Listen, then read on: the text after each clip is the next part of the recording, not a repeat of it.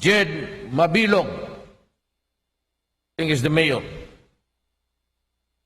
Iloilo City. Sabi ko noon was campaigning actually, lahat ng tao doon.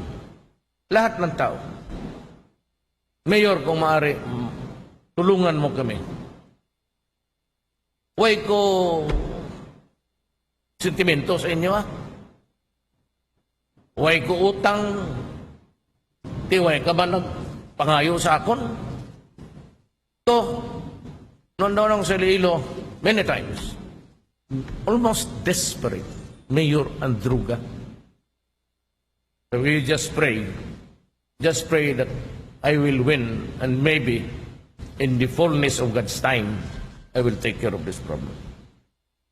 Ito, I'm sorry, kaibigan tayo, pero Marciano Malones, Maasin, Iloilo. Understand his determination to defeat the menace.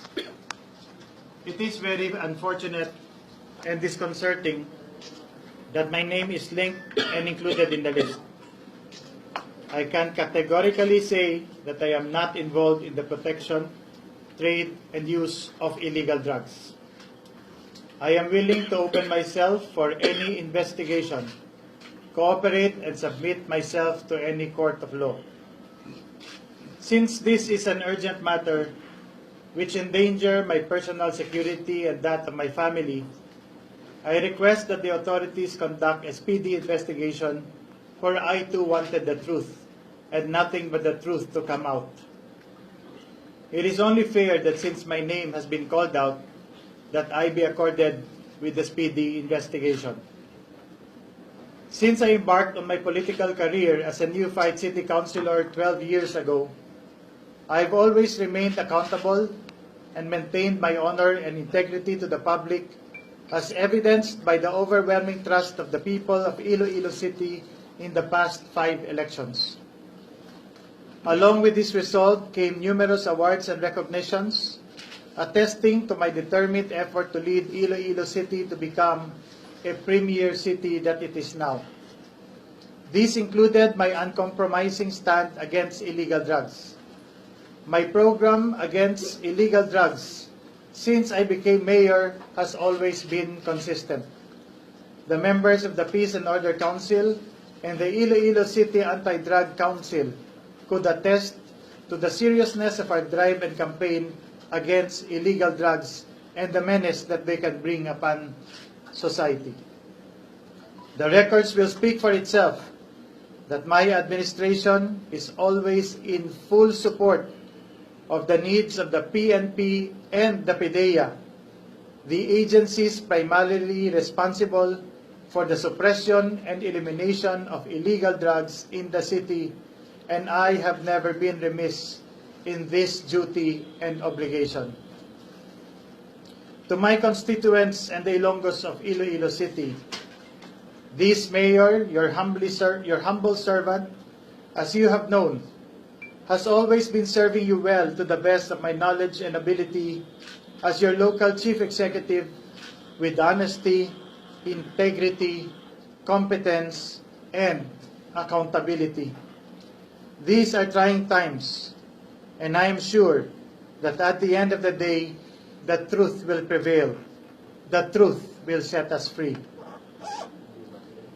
Mr. President, rest assured that I and my administration and the people of Iloilo City are in full support of your programs, most especially against illegal drugs.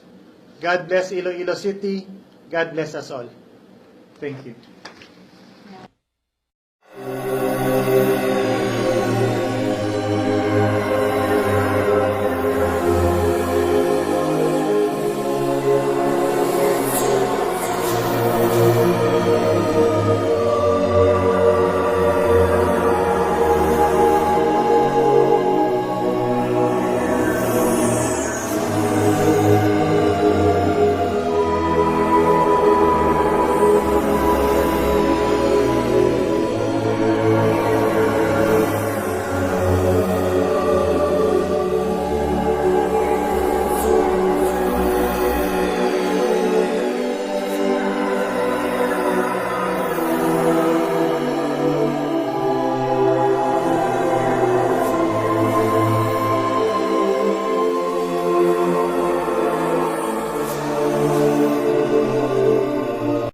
Now, I'm reading now the personalities in the Philippines.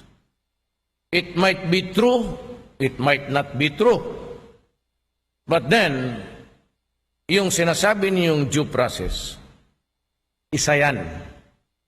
Baka sakali mademanda itong mga taong ito, administrative or criminal, then they should have due process. Presumption of innocence. Lahat yan sa Constitution, ibigay ko yan. But my mouth is walang due process dito. Yung due process has nothing to do with my mouth. Walang proceedings dito, walang abogado.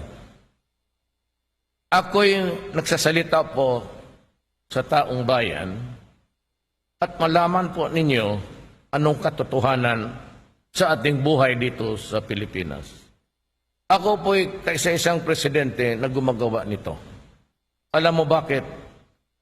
Kailangan malaman ng tao kung anong nangyayari sa bayan.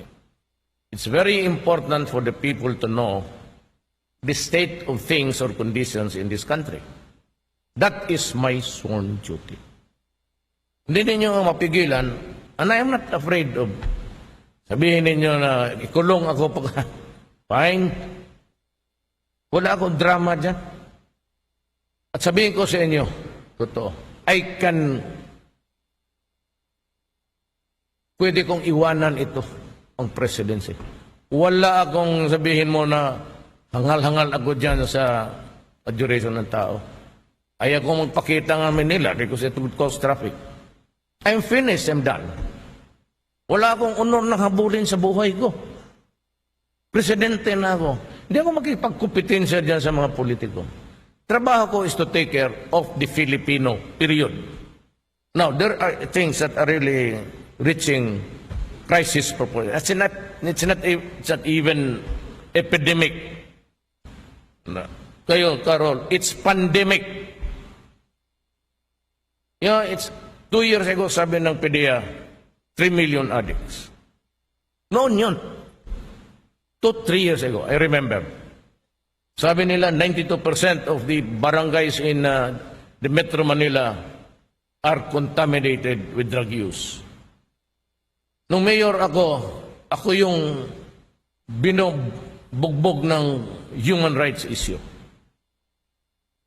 Hindi ako nakinig sa inyo. Kasi may trabaho ako eh. At alam ko talagang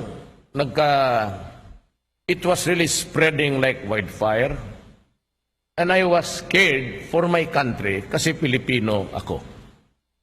Ngayon, presidente ako, I have to worry sa lahat ng mga anak ninyo. Why? Because kung 3 million yon 2 years o 3 years ago, incremental, ibig sabihin tumubo talaga yan. Maraming na-contaminate naman kasi yung natamaan, maghanap ng biktima yon para suporta niya. Yun namang isa, and it's a vicious cycle. It is almost an internecine affair amongst sa ating Pilipino. So, ito, droga. I said, sorry. Meron dito tumawag sa akin. But you know, if there is a rule, a law, either you enforce it or none at all. Alam mga kaibigan, kung hindi ko basahin kasi kilala kita, ang pinakamabuti kong magawa para sa bayan, mag-resign. Ikanon ako katali, mahiya naman ako sa kumpare ko, nakatulong naman ito sa pagka-presidente ko, well and good. At mabayaran kita sa anong paraan, mabuhay ko. Kung sabihin mo may nag-orimentado dyan, tawagan mo ako, harapin natin dalawa. Pero not this one because this is not personal to me. Hindi ko kayo kalaban, wala akong samang loob sa inyo, pero galit na ako ngayon. Kasali ka na.